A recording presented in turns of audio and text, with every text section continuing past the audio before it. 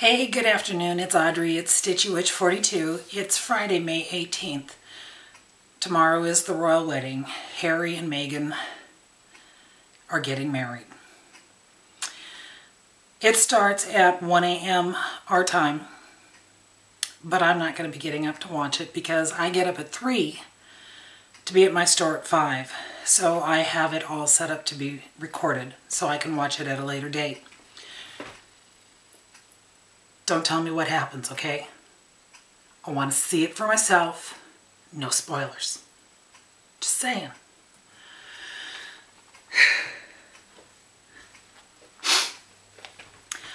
I watched Charles and Diana get married. They got married on my ex-husband's and my anniversary. I watched Kate and William, or William and Kate, get married on my birthday. Yeah. I like watching the royals. I think that, you know, they're just fun and fascinating, and I kind of feel like they're mine because I was born over there. I'm a British citizen and an American citizen. So yeah, they're my royals. I'll watch it tomorrow afternoon when I get home from work. Anyway, how you doing? Last week when I did my video on Tuesday, a week ago Tuesday evening, our computer crashed. And I do mean it crashed. It burned. It just ceased to function. Mark tried to reboot it and he couldn't. And if he couldn't, that means there's something seriously wrong with it. Because he's got the tech savvy that I don't. He had called our son Philip to have Philip come down Saturday to help him working on his dad's Jeep. And instead, Philip spent all day Saturday here working on getting our computer fixed. When I came home Saturday afternoon and I walked in the house, Philip has his computer set up out in the living room. Mark's computer is over here in the office. Philip is working on them. He's got his headphones on and his Bluetooth on, and he's talking to his friend Corey. He and Corey have been friends since preschool. And Mark knows computers, and then Philip knows more than Mark does, and Corey knows more than both of them together. Between Philip and Corey, they finally got it figured out. They got the computer working again. The bad thing is that my Movie Maker program is gone. So, Mark has downloaded a new Movie Maker program for me, so if you're seeing this video, it means I figured out how to use it. Because I don't know. I can't do anything until I have a video. So I'm going to try. Yeah, that's where I'm at. And I wanted to tell you about my aha moment. I meant to tell you this last week. I think it's funny. I finally figured out how I can leave comments on other people's videos. I've told you that I watch on my television, and there's no way for me to leave comments on my television. Okay? So what I would do is I'd see a video and I would go to hit the button so I could figure out who it was and what video it was so that I could write it down in my book, so I could go to the computer and I could open up YouTube and I could go and find that video and I could leave a comment. So I wasn't leaving very many comments. And then it kind of dawned on me one day. I've recorded videos and uploaded videos through my cell phone. Takes anywhere from 6 to 8 hours for me to do that through my cell phone, but I have YouTube on my cell phone. And I thought, there has to be a way for me to comment on my cell phone. So I went and found a video and I couldn't figure out where to comment or how to comment. And I thought, this is just frustrating. I am naturally blonde. And it took a while, but I finally figured out that if I find your video and it's up here on the top half of my screen, and underneath are all these other videos that are queued up underneath it, if I scroll past those, there's a spot that says, leave a comment.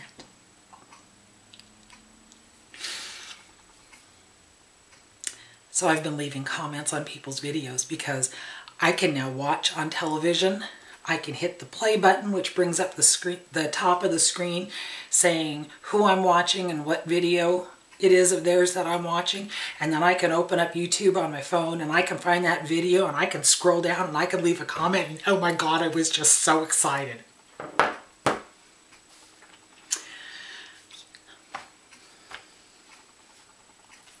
That's me. That's how I work.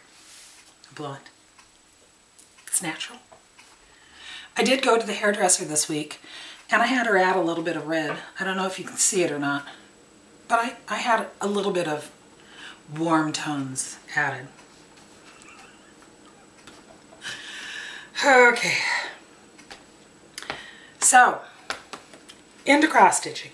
What are we going to do? There's a lady that I follow on Instagram. She follows me too. Her name on Instagram is Frosty X Stitch. And she posted the other day that she had uploaded a video. I didn't know that she did videos. So I went into the living room and I pulled up her video. It's so funny. I love this community because there's the people that you know on Facebook groups that you know are doing videos because they'll post that they've uploaded a new one, and so I go and check out people that way. And then there's the people on Instagram who post when they have a new video, and I go and check them out that way. And I've commented on her pictures on Instagram, and I know she's commented on my videos, but I never knew until she did that post that she had her own floss tube station. So Frosty X Stitch. Her name is Dawn. I went and I watched her video and it was so fun because somebody that you've seen and you've communicated with through Instagram, through my videos, whatever, to all of a sudden see them talking on a screen, it's like, wow, this is so cool. So cool. So I was really excited to actually see her face and to listen to her talk and share her stuff. And she was saying how she and Amanda, who is Scottish Stitcher on Instagram, they're both doing baubles for the Mr. Cross Stitch Christmas Bauble Project. And the way they're doing their baubles is that they're using their national colors. Dawn lives in Switzerland, and so she is doing her bauble in red and white. Amanda, who is Scottish Stitcher, lives in the Netherlands, and she's doing hers in the Scottish colors. My husband is sneaking through the kitchen. I knew he couldn't stay out in the shop where he belongs. Anyway, so the two of them are doing their Christmas baubles. Dawn is doing her in Swiss national colors, red and white. Amanda is doing hers in Scottish national colors, and I thought, I could do one and I could use America's national colors, red, white, and blue. But which one of the four do I do? And then I thought, that one. This is the one that I'm going to do. And I had been toying with the idea of putting beads on it. So I sat down on my piece of paper here and I made some notes and I made some marks and I counted out how many rows of this and that and everything. And I thought, okay, it'll work out that every third row I could do in beads. And then I started stitching it and I thought, yeah, I don't want to do a whole row of beads. So I'm doing every other stitch. But this is where I'm at so far. And as you can see, where all the white spots are at, that's where the beads will go. I know I have leftover white beads from previous Mill Hill kits that I'll use in the white and the blue section. I think I have some red beads. If not, I can go down to High School Pharmacy because they do carry some Mill Hill beads down there. So thank you, ladies. You inspired me to get this one done, and I have been watching other people post their progress on doing some of the baubles. I'm bad, I don't remember names. Long Dog Stitcher. I watched her video the other day and she's working on one. And I can't think of the name. Michelle Marr, who is Romantic Tangles, one of the ladies that comes up to our meetups at Acorns and Threads, she posted one on Instagram that she did. This one. And she's using pinks and purples. And I'm thinking it's a variegated floss that she's using to do this. But it looks, to me, like a galaxy. I think it's really cool. So, anyway, that's my progress with my second Mr. Cross Stitch Christmas bauble. And I think 2 of them is going to be enough for me. So, checking my notes here because I have to check my notes. I don't know where I'm going or what I'm doing because that's the way I roll. New to me. Someone was... One of the videos that I was watching was talking about a new person that they had seen. Her name is Wendy. Her station is Hoodlums ×4. HoodlumsX4. And she does journals. And they had been talking about her Harry Potter journal. Well, that's all it took for me to have to go check her out. You know I like Harry Potter. I have platform 9 3/4 in my kitchen. You know I like Harry Potter. I talk about it almost every video. I've done a coffee break on Harry Potter. My cell phone cover. Yeah. Anyway, so I went and checked out Wendy's videos, and she works on these journals, and they're not, none of her videos are very long, but she makes these really cool, interesting journals, and she shows how to make the whole cover, how to make the insides, how she decorates them, and you know that I'm using my Witch's Magical Book of Brews and Potions to put my postcards and letters and bits and bobs that I've received from other people in. And she has some neat ideas. So if you're into journaling, if you have a book that you want to put your own cards and postcards in, go check her out because she does some really, really cool stuff. And I have a new card to go in my journal. Mark and I were out and about running around yesterday, got home. There's this envelope in the mail. It's from Abby down in California, Top Knot Stitcher. She found solar eclipse stamps. I am so jealous. I want solar eclipse stamps.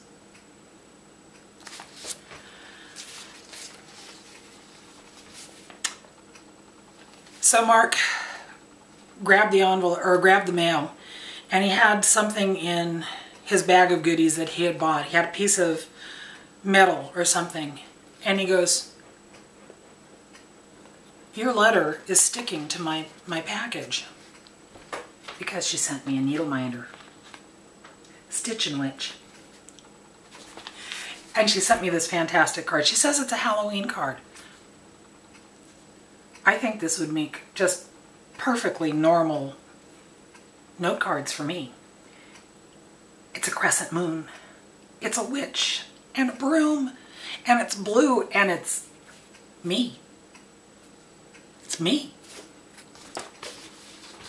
And a solar eclipse stamp and a needle minder.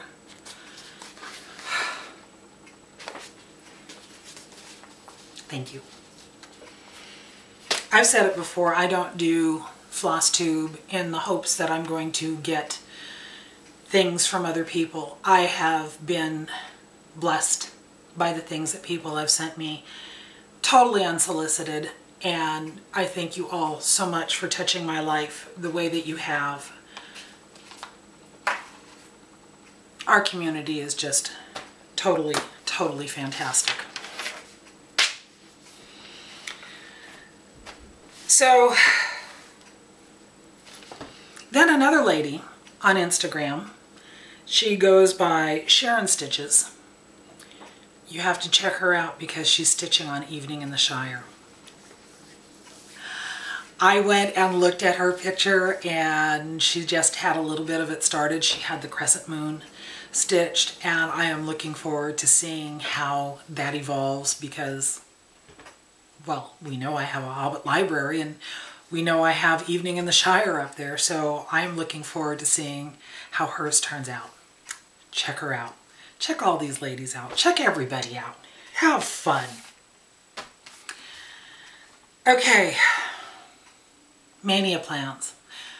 I told you before May that I was going to be working on my Alphonse Mucha, the moon. And I have been. I am really, really pleased with the amount that I've gotten done on it. My plan was to try to stitch on it every day this month. I've missed 3 days so far for one reason or another. I am still really, really pleased with where I am at, so I'm working on it. So next on the list is moving stuff out of the way. Witch on Duty. This is the pattern that Stacy sent me. It's one of the 7 that I had that I said I wanted to work on this year, but she prompted me with sending me another copy of it that I needed to get it done because obviously when these things come together, you know that you have to do something. I swapped out a couple of different colors on this, and I worked in the Harvest Moon and Cauldron flosses that she has sent to me.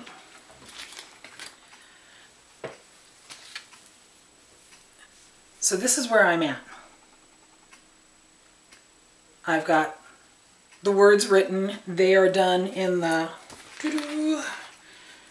They are done in Otter Creek, which is a Simply Shaker color. The hat, the outline of the hat is Black Crow. The inside of the hat is, it's a mulberry silk. Excuse me while I make a lot of noise here to find this. A couple months ago, one of the times we were up at Acorns and Threads, Michelle had found,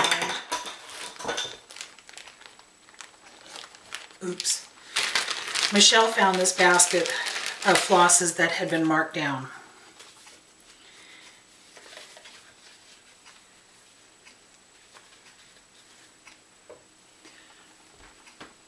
This is a silk. It's Dragonfly Lotus Designs, hand spun, I can read well, can't I? Dragonfly Lotus Designs, hand spun thread, mulberry collection. This is called Fantasy Epic. I use 1 strand of this, and it's thicker than 2 strands of regular floss. And it's black, and it's got like an olive green tint to it and a little bit of a purple tint to it. And I wanted to use it in both the cat and the witch's hat. Well, in the witch's hat, I'm just going down. So I'm getting some variegation in there. I don't know how well you can see that. But in the cat, I didn't want it to look stripy. I wanted it to look patchy.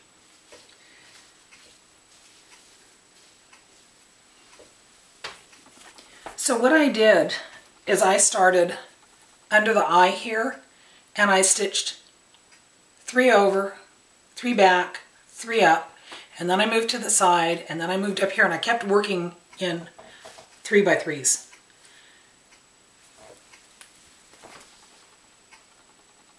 And it's given it kind of a calico look, which is what I wanted. It's a dark calico with greens and purples, but that's where I'm at on Witch on Duty. I took this with me Tuesday when I took my granddaughters, Miss Rowan and Miss Riley, to the park. They come over to my house after school on Tuesdays, and we visit for a couple of hours, and then I take them home. And we've had really nice weather all week long, so we went down to the park, and they played, and I'm sitting there stitching on this, and this lady comes up to me, and she goes, "Can I ask what you're doing?" Well, sure. And I showed her the picture and what I was working on, and she goes, "That's such a dying art. That is so cool that you still do that." And I said, "Well, no, it's really not a dying art." I said, "There's a lot of people that still do this." I would say that this woman was a few years older than me. And she just kept shaking her head like I didn't have a clue what I was talking about. And she goes, "I just never could get into doing that counted cross stitch." She goes, "I did stamped cross stitch, but you can't find anything to do these things anymore." And I said, "Do you have a computer at home?" And she said, "Yeah." I said, "Why don't you go home and type in 1, 2, 3 stitch?" I said, "They might have some stamped projects there for you, and if you can't find them there, just type that into your search engine and you will find all sorts of stuff, because this is not a dying art." None of us think so, do we? Okay, so today I had made, well, a couple of weeks ago, I had written in my day planner to be up at Acorns and Threads this morning at 10 o'clock, and I wrote a lady's name down underneath it, but I didn't know who she was. And then earlier in the week, Linda Jo sent me a message through Instagram and said, "Are you going up to Acorns and Threads on Friday?" And I said, "Well, yes, I am." She goes, "What time?" And I said, "Well, they open at 11, right?" "No, they open at 10.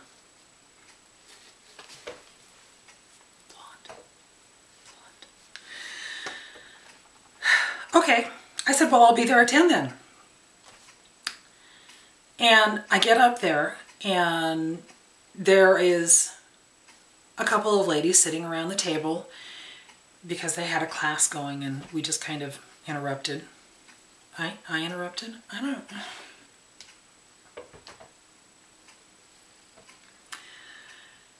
So I'm sitting there, and Linda Jo comes in, and, you know, we both did some shopping and everything, and I bought some stuff. I planned on buying some stuff. I didn't plan on buying the other stuff, but it happens, and Janine does twist your arm. Yeah. And then my sister Patty came in, and then I noticed this woman walking around, and I thought I recognized her. Her name is Melanie Smith. She has a floss tube video called Melanie Smith Yarns and Threads. She's a multi-crafter. She's a weaver, she's a knitter, she's a cross-stitcher, and she is a super, super nice lady. She was there with her husband. They are from Boise, Idaho, and she's here for some weaving get-together, Weavers Guild, something or other. But they took advantage of being in the Portland area to come over to Acorns and Threads She purchased some stuff and then she sat and joined us, and she knitted while we stitched and we talked. Linda Jo recorded a short video, which she usually posts a week or so after she's been up there. Michelle, she made me talk first because you weren't there to start us off. Thanks, Michelle. Anyway, my plan was, if I was going up there, remember the project that I said I was going to do for Christmas? My Santa sleigh? Well, my plan was to get it started in June because I'm thinking it's going to take me a couple of months to stitch it in hopes of having it ready by Christmas this year. I have the scroll frame that I found at the thrift store, and the ladies at YarnsNThreads had helped me put the fabric on it because I'd never done that before, where you have to weave the fabric onto it. And it's been sitting in the living room. I asked my husband, Mark, if he could make a stand for it. He used to make knives, and he had this really nice oak stand display case that he used for displaying some of his knives in. I think he sold the top part, the display stand, to someone else, but he kept the legs. So he's going to use those legs for the stands to hold my scroll frame. My pellet stove in the living room is covered with all the bits that he's put together to make this stand, but he hasn't made it yet. On the other hand, when I left him this morning, he's out in the shop working on his Jeep. When I came out, he made a stand to rotate part of his Jeep, the grill of his Jeep, so that he can paint it. I asked him to make me a rotating stand, and the bits are out there. But in the 3 hours I was gone, he makes his own stand. Man. Anyway, my plan was to go up to YarnsNThreads and buy some floss. These are all the colors that will be used in my Christmas piece. 34 colors. And I probably had some of them upstairs in my stash, but I didn't want to take time this morning to see what I had, and I just bought myself something new, okay? Yeah, I said it. And then I'm looking around, and she had this lovely piece of murky. We all know what murky looks like. It's just wonderful. This is a 32 count. So I've added that so that I can stitch something on it. I don't know. But while we're sitting at the table, and I'm talking with Melanie, and I'm talking with Linda Jo, and I'm talking with Joy Lynn, who's there, and Lori, and Jeanette, and all these other ladies, and I know there was Laurel, and Pam,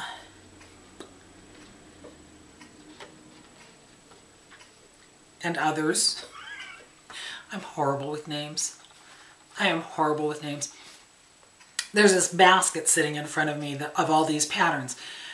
The ladies up there are always rearranging things, and so they'll take the patterns when they're rearranging things and they'll set them in a box on the middle of the table, or a basket on the middle of the table, until they get filed and put away. And I saw this one. It's a Blackberry Lane Designs. It's Hocus Pocus 1. Oops. Aw, ribbit.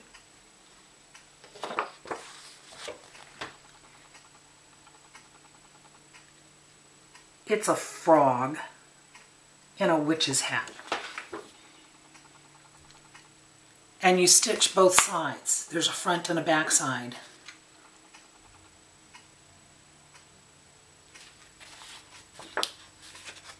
This had a series of 3. I thought about getting the other 2, but I figured one is good. I'm stressing myself out. I was a monogamous stitcher for years, And then I slowly started stitching a second piece, having a smaller one besides what's on my stand to take with me. And then I got to the point where I had 3. Okay. Right now I have my Alphonse Mucha out there. I have my Witch on Duty. I have my Bauble. And I have Witch's Gate. Witch's Gate has kind of been put away for a while because I'm frustrated with it. I have Mark working on this stand for me so that I can get started on my Christmas project, which is going to put me up to 5. And then the Summer of Salem Sal is supposed to start June 1st. And I have it all kitted up and ready to go, which will put me up to 6. And then I found this one. And I really, really like this one.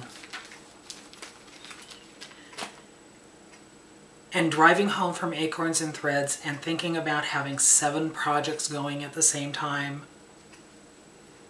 No. No. My brain just can't handle it.